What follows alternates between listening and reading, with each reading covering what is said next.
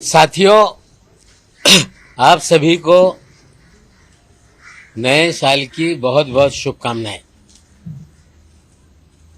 2021 में जिस तरह से narcotics control bureau Mumbai zone का फर्जीवाड़ा हमने एक्सपोज करने का काम किया, किस तरह से अधिकारी झूठे मामले बनाते थे, पब्लिसिटी के लिए लोगों को बुलाया जाता था और पब्लिसिटी करना और उगाही का खेल इस शहर में शुरू था। 2 अक्टूबर के क्रूज रेड के बाद केपी गोसावी का मामला हो, मनीष भानुशाली का मामला हो, किस तरह से झूठा मामला बनाया गया, 25 करोड़ की डील का मामला हो, हमने सारे सबूत लाकर लोगों के सामने रखने का काम किया। नतीजा ये निकला कि एनसीबी ने शुरुआत में बचाव करने का काम किया और फिर ऐलान किया गया कि एक विजिलेंस कमेटी का गठन किया गया है। 25 करोड़ की डील को लेके एसआईटी बनाई गई एनसीबी के भीतर, लेकिन इतनी सारी चीजों के बावजूद एनसीबी का फर्जीवाड़ा रुकने का नाम नहीं ले रहा है। अधिकारियों ने जिस तरह से बोगस केसेस बनाए, पंचों से ब्लैंक पेपर पे साइन लिए,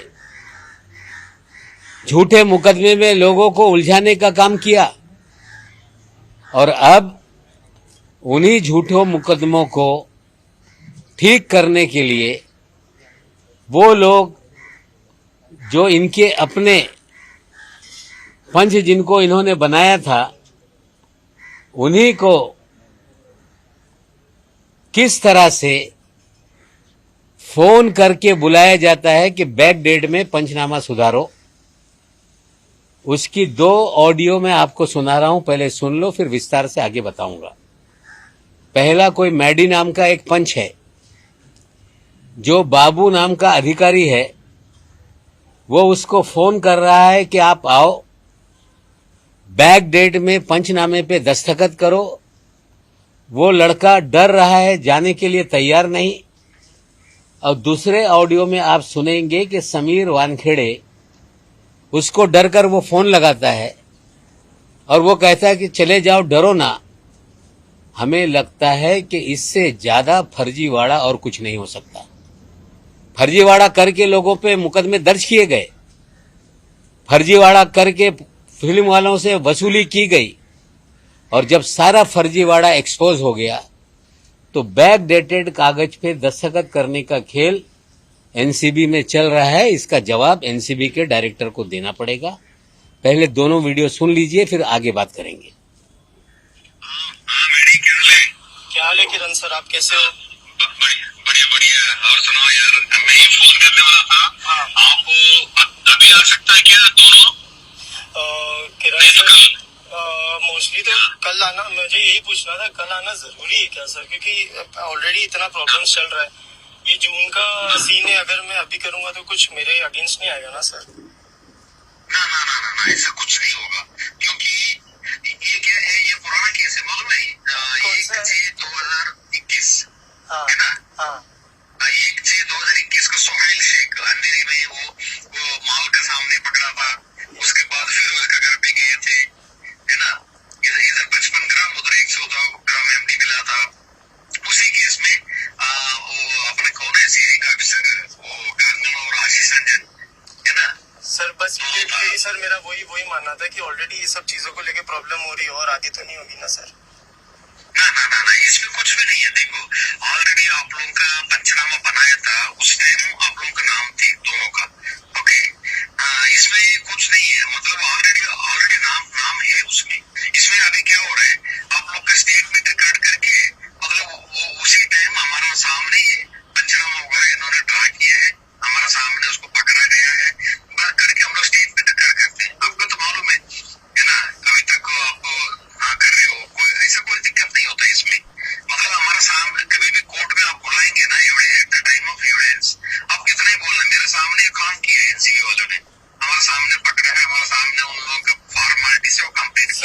हमेशा से सब सर ने, सुजीत सर, सब लोग ने इतना ही बोले थे कि कभी कोर्ट नहीं जाना पड़ेगा सर। नहीं, इसमें तो देखो कोर्ट कब जाना पड़ता है मालूम है, वो ट्रायल चालू वो गलत बोला एक्चुअली। एक बार पंच विटनेस बनने के बाद वो हमेशा एक बार कोर्ट तो जाना ही पड़ता है। पंचनामा मतलब हमारा सामने हुआ है, हमारा सामने एनसीबी स्टाफ ने ये काम किया है, इतना ही बोलना पड़ता है बस। वो तो अभी नहीं है, ट्रायल चालू होता है 3-4 साल के बाद, है ना, तभी। अच्छा, इसमें तो डरने की बात नहीं है ना, ऐसा बात नहीं है। तो मुझे समीर सर को कुछ बोलने की जरूरत नहीं ना, उनको तो पता ही रहेगा ना सर। हाँ, हमको पता है, आप बोल भी सकते हो, ऐसा बात नहीं है। किरण बाबू सर ने बोला है सर, मेरा एक केस में सुहेल शेख करके आरोपी है, उसी केस में मेरे को पंचा बना दिया था, मेरा और मंसूरी का, है ना। मैं कल बुलाया, मैं यहाँ साइन करने के लिए मैं आ रहा हूँ सर करके। मैं सोच रहा था ऑफिस में आना ठीक नहीं है करके, मैं सोच रहा था कि बता देना, कोई दिक्कत नहीं, आप ऑफिस में आना चाहते हो तो आ जाइए, कोई दिक्कत नहीं, ठीक है। 5 मिनट के लिए साइन करके निकल। ये कोई बाबू अधिकारी है, दफ्तर में ना आके बाहर पंचनामा बदलने के लिए बात कर रहा है। अब इसी लड़के ने समीर वानखेड़े से बात की, वो भी सुनिए।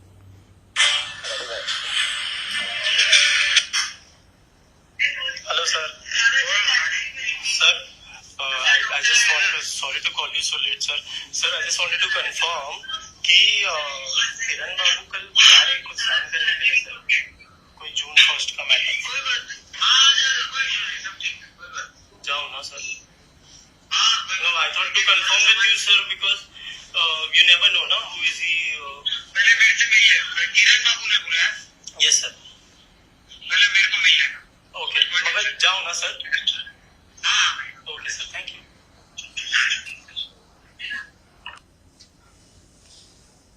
ये 2 ऑडियो मैंने आपको सुनाया, जिसमें मैडी नाम का कोई लड़का है, जिसे किरण बाबू नाम का अधिकारी है, कोई मामले में पंच था, उसे बुलाया जा रहा है कि पुराने डेट में आकर आप पंचनामा बदलो। उन्हें डर लग रहा है कि दफ्तर में अगर आएगा तो कुछ गड़बड़ हो जाएगी। कहा जा रहा है कि बाहर मिलके हम लोग पंचनामा बदल लेंगे। लड़का वानखेड़े से बात करता है, कोई डरने की बात नहीं, साइन कर दो। क्या एनसीबी का फर्जीवाड़ा अभी भी बंद नहीं हो रहा है? क्या एनसीबी के वरिष्ठ अधिकारी इस फर्जीवाड़े में शामिल है?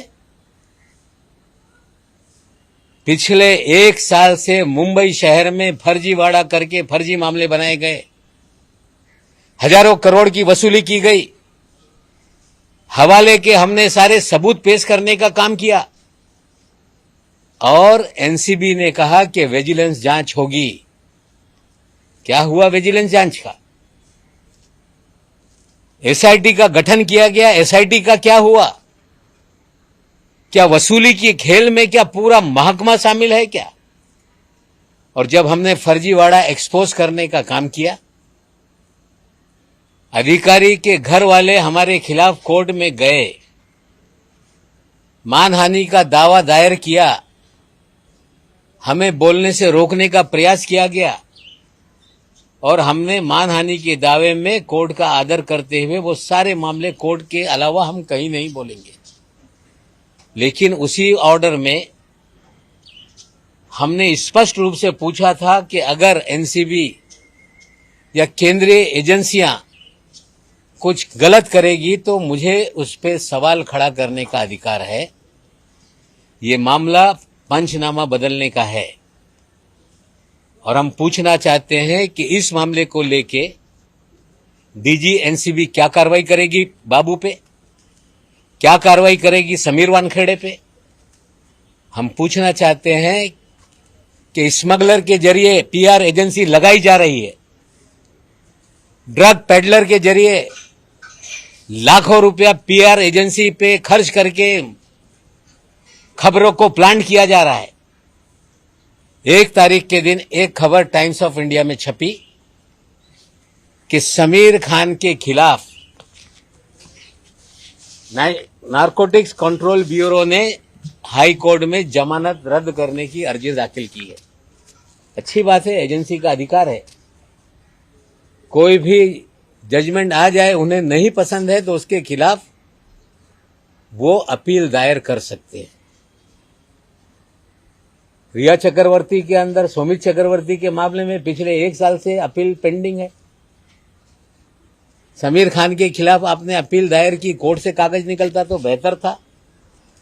लेकिन जिस तरह से ये अनसाइंड पीआर एजेंसीज ने एनसीबी का जो प्लिंथ है उसे सर्कुलेट किया, इसका मतलब कहीं ना कहीं मैलेफाइड इंटेंशन से पब्लिसिटी करने का खेल शुरू है। एक और इसमें गहरा मुद्दा निकलता है। मैं आपको जोगले करके ऑर्डर की कॉपी सर्कुलेट करता हूं, पूरी तरह से फर्जीवाड़ा करके लोगों को फंसाया गया, ये ऑर्डर में स्पष्ट है। हमने ये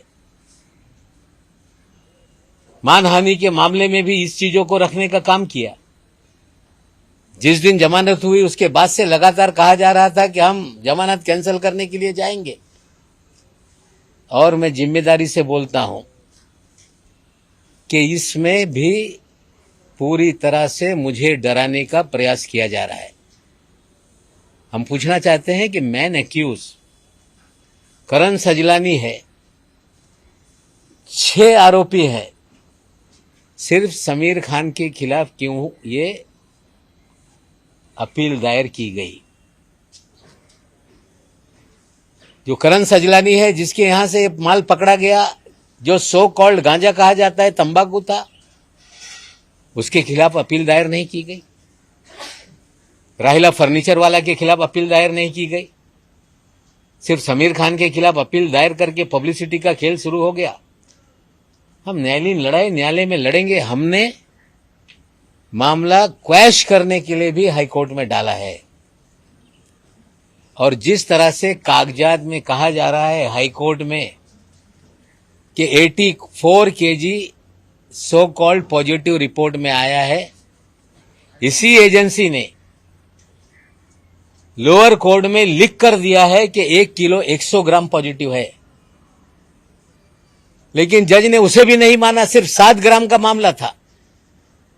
हमें लगता है फर्जीवाड़ा का मर्यादा पार की जा रही है। अगर एनसीबी बहुत ही प्रोफेशनल एजेंसी है तो उन्हें बताना पड़ेगा कि अकेले सिंगल आउट करके समीर खान के खिलाफ क्यों अपील में गए, करण सजलानी के खिलाफ क्यों नहीं?